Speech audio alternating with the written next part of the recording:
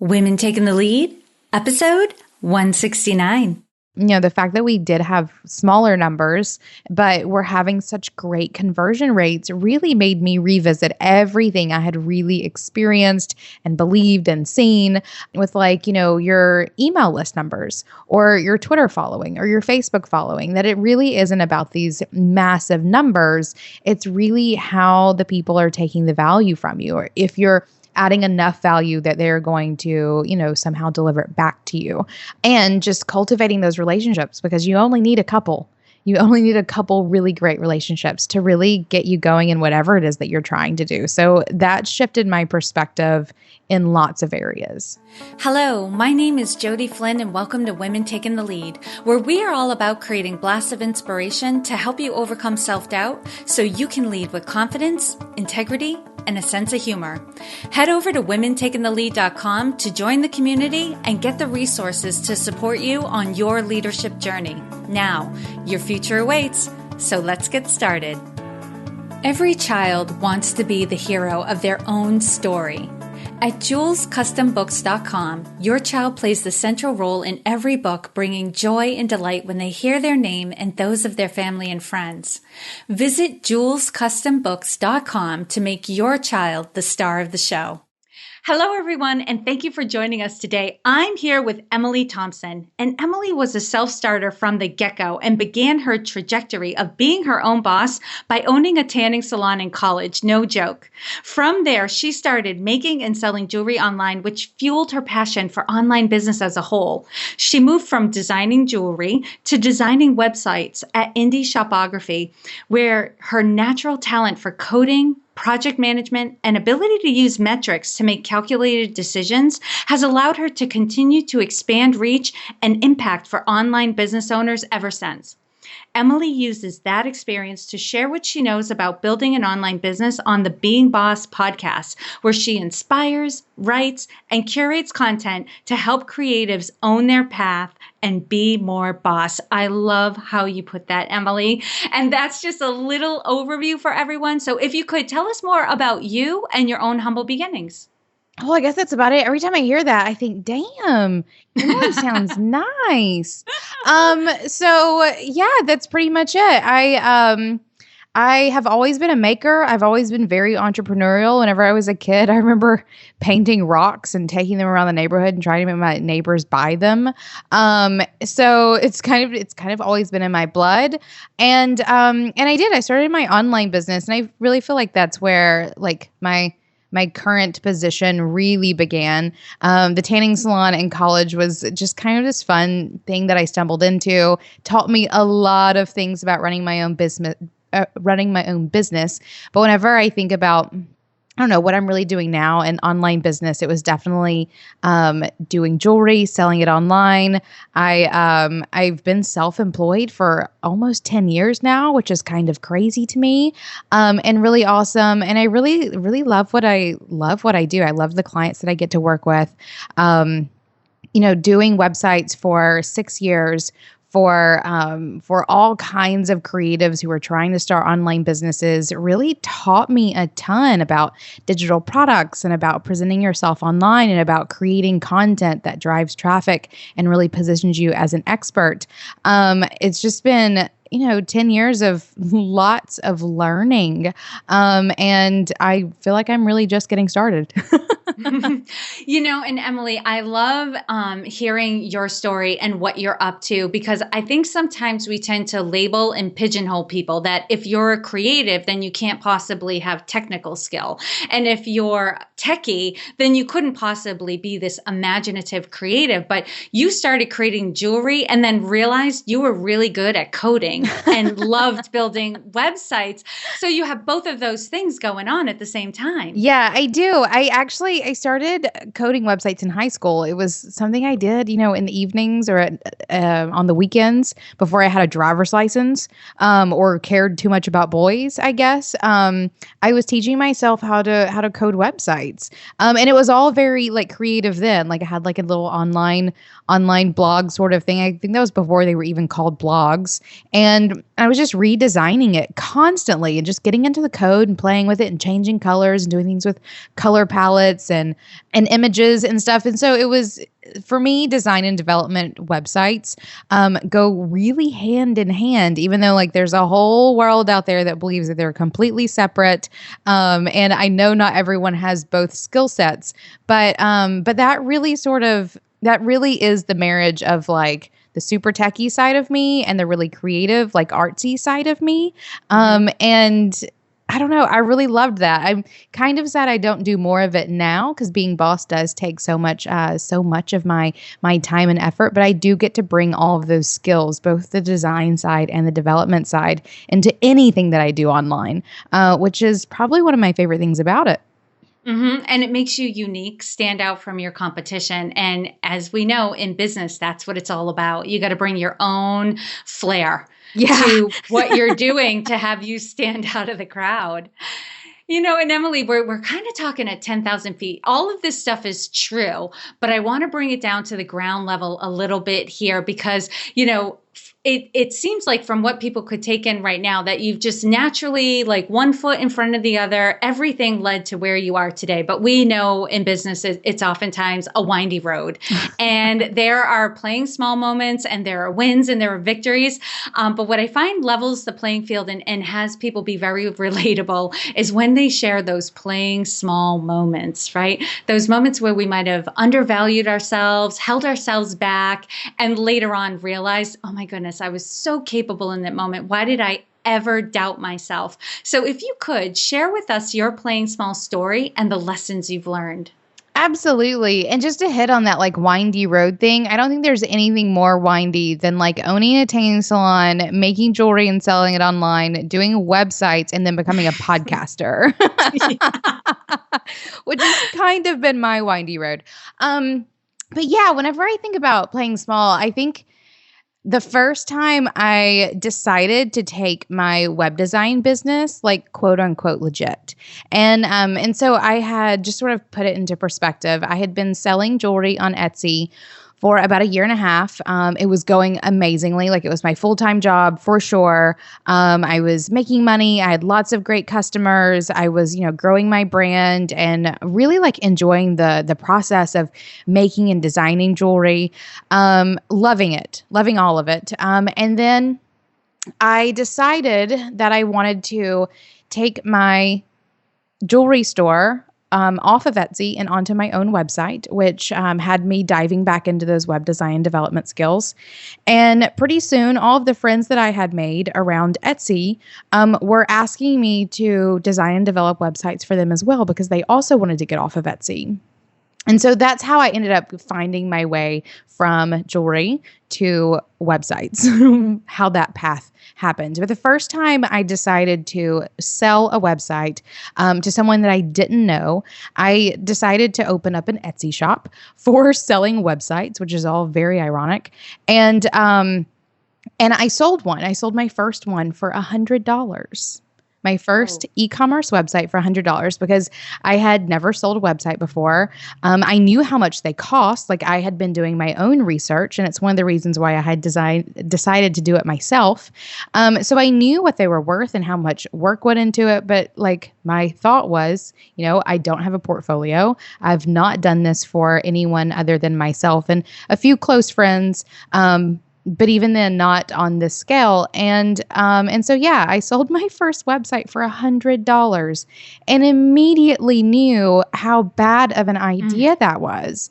I ended up having several weeks of work ahead of me with very little to no pay. So I learned immediately that the skills that I had, even though they weren't super tested, were super valued or valuable, and I had completely underpriced myself. I ended up going back to that client a little while later and talking her through the process. They were great clients. I ended up having them for several years afterwards. I did a couple of redesigns for them, and the project ended up becoming much more worth it for me because they needed more things, and we did some price scale adjustments to how it was. I was pricing things, but that was definitely a time for me where I didn't go into that business transition as I should have. I was completely undervaluing my own skills and abilities because it was something that I hadn't sold before in that kind of way. And it taught me a lot. Like I never did that again. Basically, it taught me a ton about how to really correctly evaluate the value that you give your customers and the amount of time and energy that you do put into the work that you do. And whether it was, going further with my web design offerings, or whenever it came to later transitions with my own digital products, or even with, transitioning over to the Being Boss podcast. Like now I am always the person that will encourage my clients or people in the community to double or triple their prices right out the gate. Because whenever you are launching something, you are absolutely not understanding the value of it. And if I had only had a mentor back then to sit me down and tell me straight up whenever I launch these services how to really price them, it would have made a world of difference. But also maybe not. Maybe that was just a lesson I completely needed to learn in that way. Emily, it's possible, because sometimes those really like hardcore lessons are the ones we take with us forever and end up benefiting us. But there was a word you used that I think underscores it all. It was the first website you had sold. Yes. You had experience already. You had built your own website. It was probably beautiful and you could have showcased that. And I have a client who also struggled with this. She has applied her services to her own business and she's been doing pro bono for friends for a while. And she is balking at selling that service. I'm like, you are already a rock star. You're already proven, and there is a case to be made, for people who are first going out on the market, who don't have any portfolio at all, that you have to kind of, bring your prices down a little bit, not $100 for, right. for, a website like that.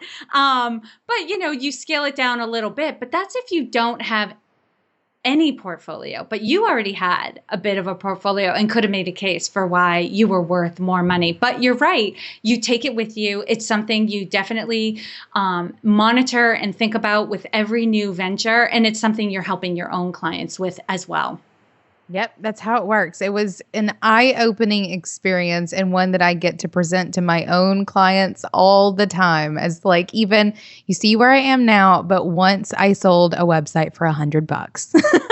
Yeah, it's a powerful story. And now I want to get another story from you, but this one is about your wake-up call. For some people, it's a bolt of lightning, right? They get hit over the head. For others, it's a slow awakening. But no matter how it comes about, there's always a moment where there's an insight and you're ready for action. So if you could share with us your wake-up call and the steps you took that led to your success. Absolutely. So I had a hard time choosing which, because I feel like I'm the girl that's made up of aha moments. But I think one of the biggest ones I feel like I had was, this was after we started Being Boss. This is like 5.5 years after that $100 website. I had spent, about 5 years hustling out website projects for clients who were starting, awesome online businesses, transitioned some into doing some coaching, and then also cultivating my relationship with Kathleen, who is my podcast co-host at Being Boss. And we had been, cultivating this relationship and doing some work together professionally. She has a branding business. I had a website business. We were doing some projects together. And I sort of had this moment once where I knew I needed to do a podcast. Like, it just woke up one day and was like, I'm going to do a podcast. It's going to be fantastic. And I have to do it with Kathleen. So I sent her a pitch email. We started the podcast. And about 10 to 15 episodes in, we can't really remember. And we do an episode a week. So about 3 months into the project, FreshBooks FreshBooks Cloud Accounting got in touch with us and wanted to be our sponsor. And Kathleen and I were ecstatic. We were so happy. We had gotten approached. We weren't even ready to go after sponsors yet, but our community was growing. We were getting really good numbers right out the gate. It was making us really happy. So we go into that first meeting with this number in our head of like, we're going to get this much per episode. We're going to have it made. We're going to do like some social media takeovers. We're going to take over their newsletter. It's going to be amazing. And they were like, no. They were like, we're going to start really small. And they gave us a number that was probably less than half of what we went into in terms of how much they were going to pay us for each episode. And they said, we'll talk about all the extra stuff, but right now we're just going to sponsor the podcast. We're like, okay, we'll do it. And then about 3 months later, we go into a meeting with them to discuss like the next quarter, like how conversion rates are going. Are we going to adjust the price per episode?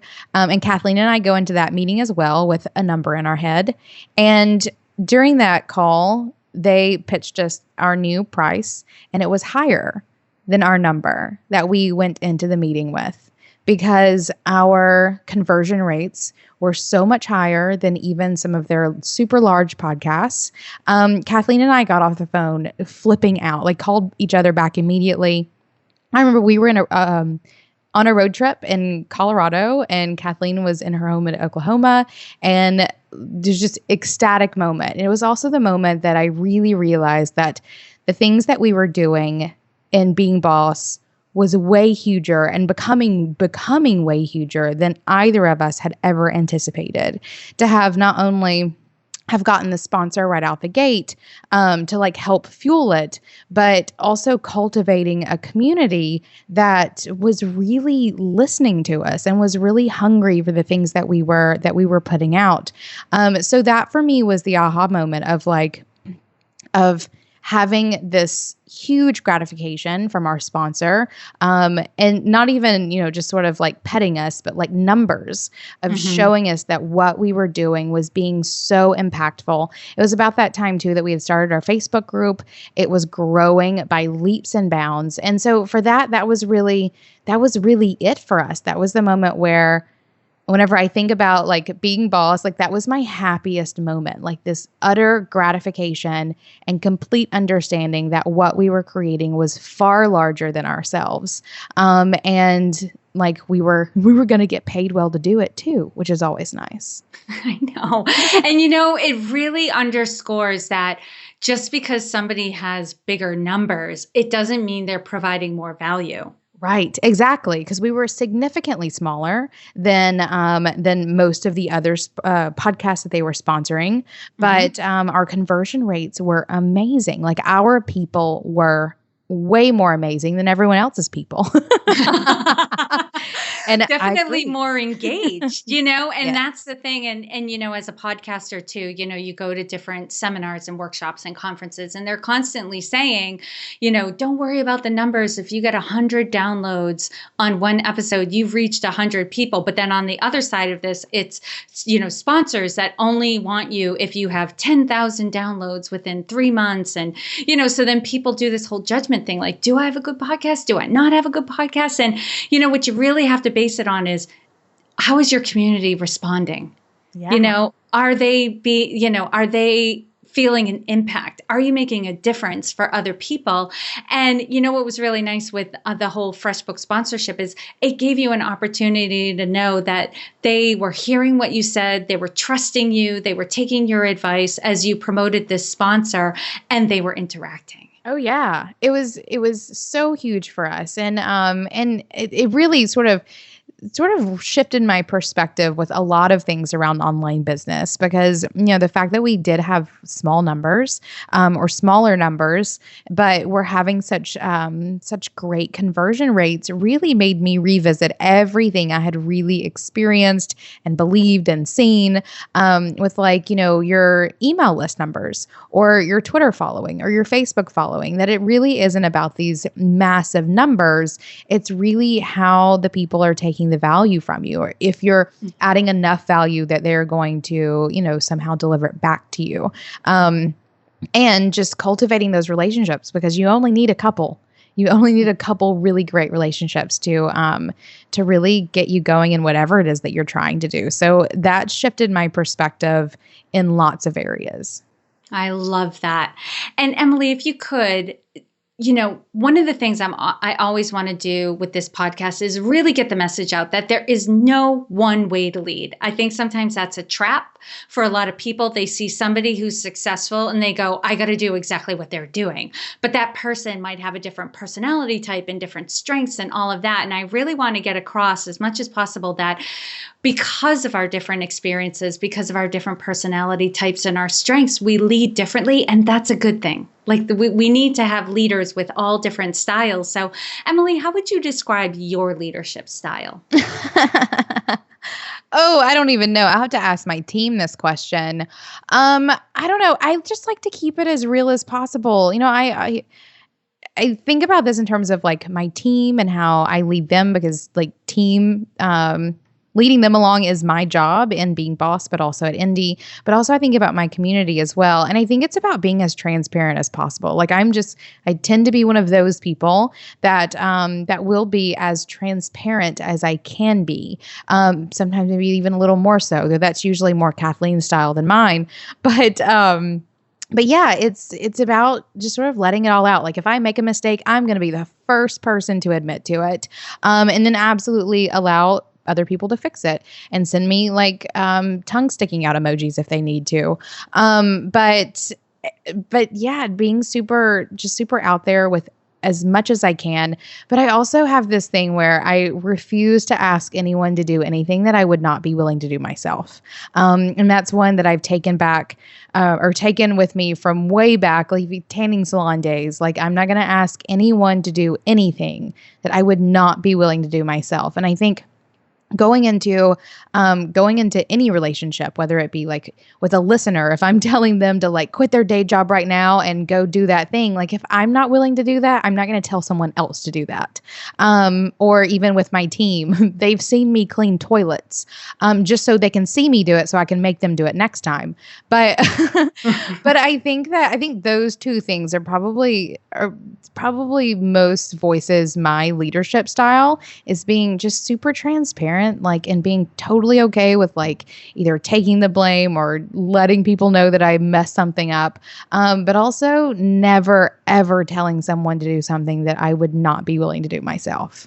Mm-hmm. Just keeping it real. Keeping it super real. I love that.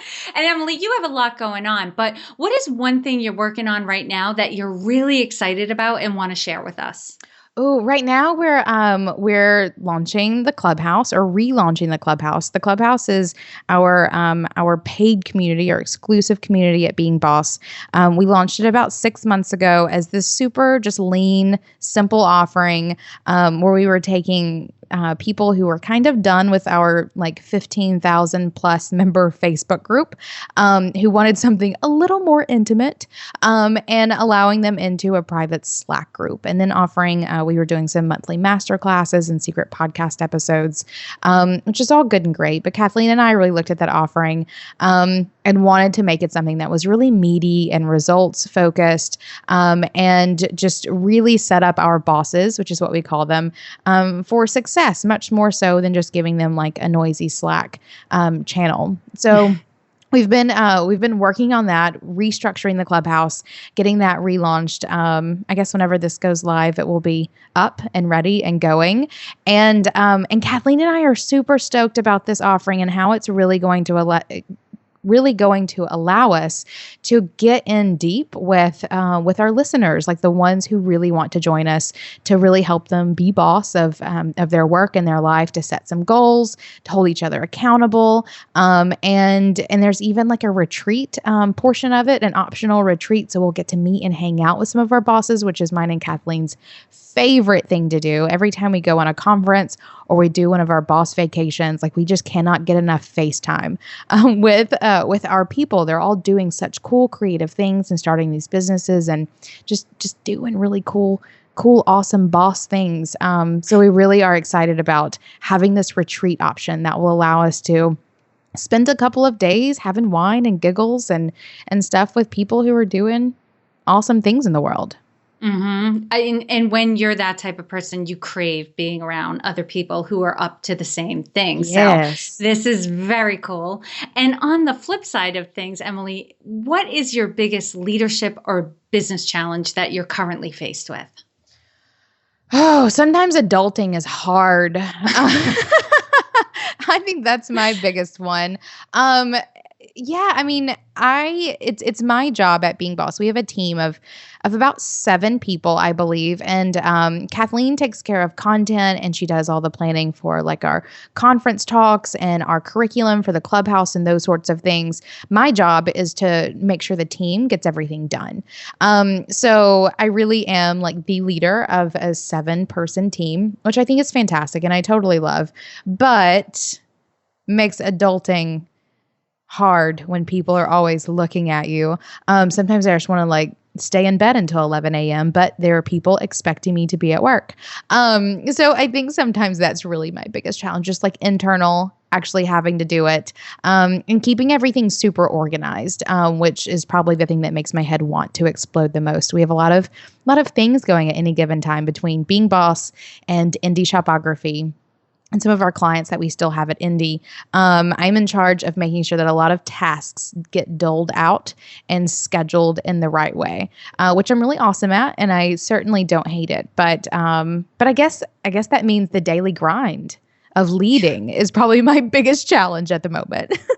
And I don't know if I'm going to make you feel better or worse on this, Emily, but I don't think that feeling ever completely goes away. I know. I probably have close to 15 years on you. And there are some days when I wake up and I'm like, am I really responsible for all of this? Like, really? Yeah. How did I get here? Right. Like, or even when's recess? When's nap time? That's what I want to know. Right. No. And like, even whenever I think about my community, showing up with a smile on my face and my teeth brushed, like just daily grind things is definitely what is the biggest challenge. Otherwise, I love it all. Like, it really is fantastic. I guess if brushing my teeth and my hair and putting my lipstick on is my biggest challenges for a day, I'm doing pretty good. Yeah, if it went away, we'd be sad. I would be so sad. And Emily, you kind of alluded to some of them as well, but if you could give us a snapshot of the people you have around you who support you. Absolutely. Oh, I have some really good people. So first, there's Kathleen, who is my business partner at Braid. Not Braid. She has Braid at Being Boss. Being Boss is the podcast we have together. She has a branding business called Braid Creative that she runs with her sister. But Kathleen is my business partner there. She does a lot of the content planning. She's putting together the book proposal, sort of. All that content related stuff is her job. There's me. I do team management and also writing some of that content and just sort of checking off those tasks there. I have my life and business partner, or as I like to call him, my baby daddy and money man, who is my business partner at Indie Shopography, and he takes care of all of the money, legal, accounting things for both Indie Shopography and Being Boss. So he's always counting the beans, basically, making sure everyone gets paid. And then we have our support team. So we have first we have Corey, my developer, who does all the website things. He also edits our podcast, so he has those 2 roles. He's been with me for a super long time. He's super fab. We have Caitlin at Being Boss, who does she does a lot of the content planning and a lot of the implementation. She does like our show notes and gets those loaded up and make sure our emails go out every week. We also have Sharon, who is new, and she's my assistant at Indie Shopography. She helps me with some Being Boss stuff as well. And then we have Jessica, who does some design support for Being Boss. So she makes sure all of our graphics get made. We have nice Instagram posts and those sorts of things. So, I guess that's all of them. I hope that's all of them. Forget anyone. But it's all of us. Yes. It sounds like a big happy family. It is. We have a lot of fun. Awesome. All right, Emily, now we're going to go into a quick leadership roundup. So if you could, what is one practice you have that helps to make you a better leader? Asking people about their weekend. Really? Tell me about that. Just taking a bit of interest in their personal life, letting people know, like whether they're your employer or employee, or like someone in your community, or someone that you like is in a group coaching program or whatever. Like being interested in their personal life, it makes people feel seen. And whenever they feel seen, they're, much more productive and active and happy and all of those things. So taking a general interest in their weekend or their evening or whatever it may be, I've found sort of puts everyone on a more even playing field and makes everyone's job and experience a little happier. Yes. And for those of you who are going to try this practice at home, the key is to be genuinely interested and patient and listen. Because if you ask that question and then hurry them up with their answer, you will have self-imploded at that point. Yeah, definitely. Awesome. And Emily, what's one book that you would recommend to a woman to help her develop her leadership? Oh, one book that I always go back to is not even necessarily around leadership, but Rework by Jason Fried and David Heinemeier Hansen. It's kind of the Being Boss like business Bible, where it just sort of puts you in a really good mindset of like, here's how you get shit done. And I feel like that is like leadership skill 101. Like if you can't lead yourself to get things done, then you're going to have a hard time leading anyone else. Mm-hmm. And what advice would you give your younger self? Oh, wake up earlier. Maybe a little bit. If I had the skills now to just wake up a little bit earlier, I think I'd be pretty good. I've always been like pretty solid on the just like driving forward. Actually, maybe a little annoying with it. Like I've always been a super driven person, just doing what I want to do. But that getting up early, that's always been my biggest struggle. Love it. And share with us a success quote or mantra and why it has meaning for you.